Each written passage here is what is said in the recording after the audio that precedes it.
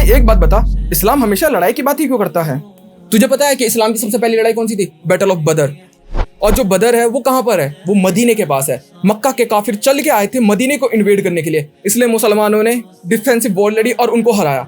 फिर दूसरी लड़ाई हुई ऊद, और जो ऊद माउंटेन है वो कहाँ पर है? मदीने के अंदर है। मक्का के काफिर चल के आए थे मदीने को इन्वेड करने के लिए। फिर तीसरी फाइट हुई बैटल ऑफ खंदक या फिर ट्रेंच, जिसके अंदर मदीना के लोगों ने पूरे मदीने के आसपास गड्ढे खोद दिए थे, जिससे कि जो मक्का के काफिर इन्वेड करने आए हैं मदीने को, वो इन्वेड ना कर सके। फिर बैटल ऑफ खैबर, और खैबर में मुसलमानों ने अटैक किया था यहूदियों के ऊपर, लेकिन इसके पीछे भी बहुत बड़ा रीजन है। जब खंदक की लड़ाई चल रही थी, जब काफिर आए थे मदीने वालों पर और नबी सल्लल्लाहु अलैहि वसल्लम के ऊपर हमला करने के लिए, तब जो खैबर था वो यहूदियों के कंट्रोल के अंदर था, और उन्होंने मक्का के काफिरों के साथ साठगांठ की और कहा कि तुम पीछे से हमला करो और हम आगे से हमला करेंगे और मुसलमानों को बीच में करके पीस देंगे। लेकिन उनका प्लान ये फेल हुआ। फिर मुसलमानों ने अटैक किया खैबर के ऊपर। फिर उसके बाद आता फतेह मक्का।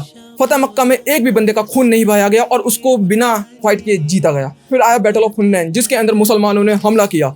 वो इसलिए किया क्योंकि पूरे अरबिया के अंदर इस्लाम बहुत तेजी से फैल रहा था और सारी ट्राइब्स जो थे उसको एक्सेप्ट कर रहे थे। वहां पर कुछ ट्राइब थी जिनमें से एक हवाजीन भी थी, जिनको ये डर था कि इस्लाम बहुत ही तेजी से फैल रहा है तो उनकी ट्राइब भी उसको बहुत जल्दी एक्सेप्ट कर लेगी।